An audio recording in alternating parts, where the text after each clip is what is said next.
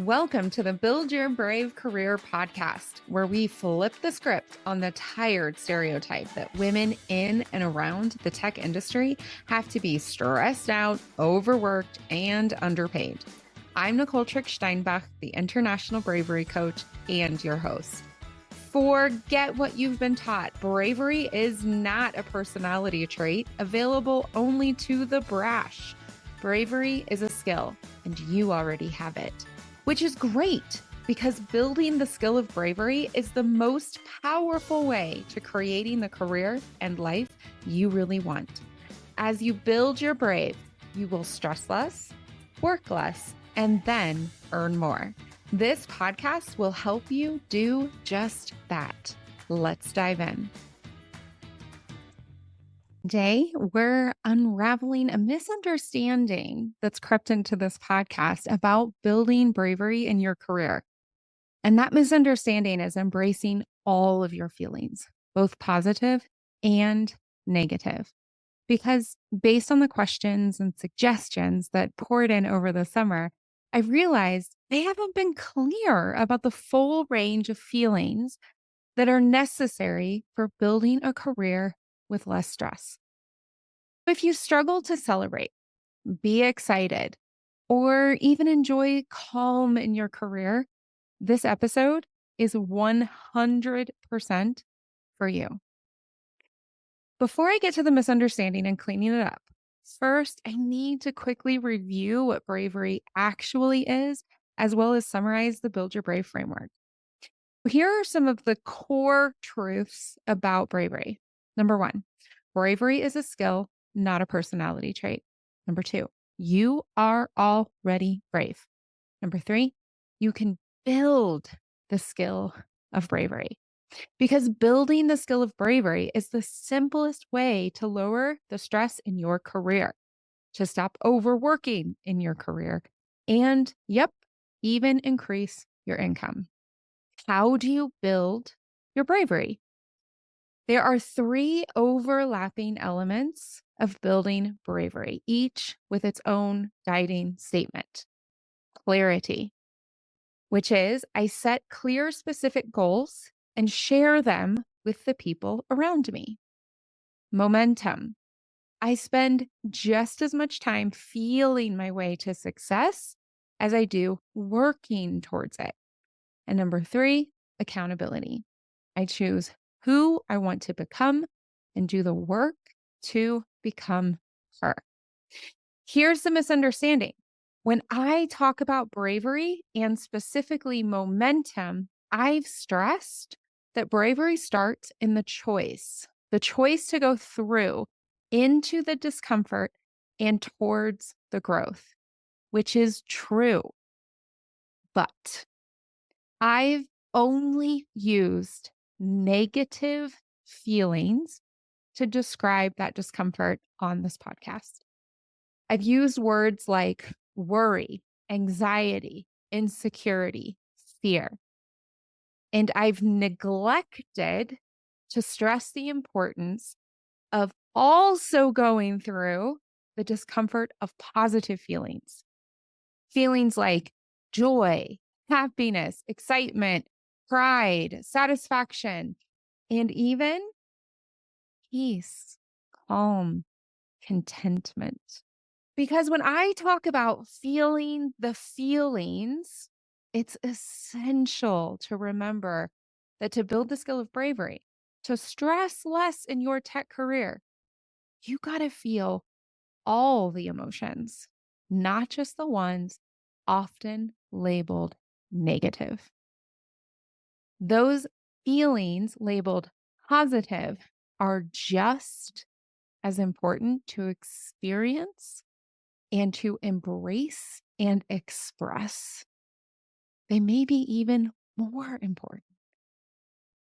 And here's the thing, for many of us, particularly in a male-dominated industry like ours, feeling and expressing positive emotions can actually trigger discomfort. It takes bravery to allow yourself as a woman in tech to fully experience these feelings without immediately spiraling into anxiety, doubt, or fear. And I want to give you a concrete, real life example. One of my clients recently achieved a significant milestone. She landed a role that she had been striving for over 5 years. This job came with everything that she wanted, a fantastic salary, fantastic, excellent benefits, the exact title that she wanted, even global opportunities. And she was entrusted with leading a project team across numerous functional areas. So you think she would be celebrating, putting up balloons, leaping, cheering, sharing with everyone she knew. And you would be wrong because that's not what happened. Instead, she negotiated hard. She accepted the offer. She signed the commitment papers and then she panicked. She actually found herself struggling to breathe. Then she convinced herself that there actually was something wrong with the offer or the company or the boss or maybe herself. When she reached out to me, her panic had settled into anxiety. There was no joy. There was no excitement. There was just anxiety. And she had convinced herself that there was actually something wrong. It took us time to unravel the layers of her emotional response. Eventually, she realized that she had had a moment of joy and excitement, a fleeting short moment that triggered panic, panic that was much bigger and lasted much longer.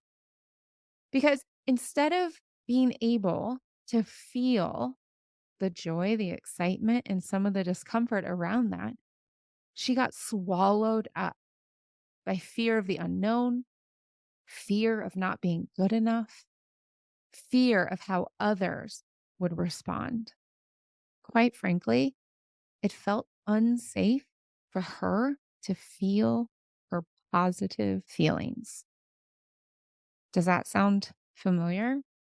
Have you ever had a moment of success only to find yourself very quickly consumed by doubt or insecurity or anxiety or, like my client, even panic?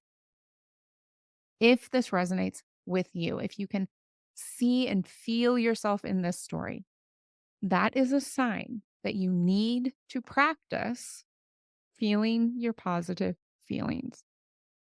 And this is where the Build Your Brave framework can support you. You can get clear on what positive feeling or feelings are uncomfortable. You can share that with others, and you can choose to grow towards feeling that over time. That's the clarity piece of the Build Your Brave framework.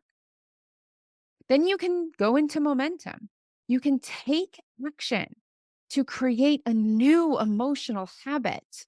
And quite frankly, for many people, including the client I talked about, that is work that needs to be done with a therapist. And in that momentum, you can build your tangible ability to feel the full range of feelings, positive and negative.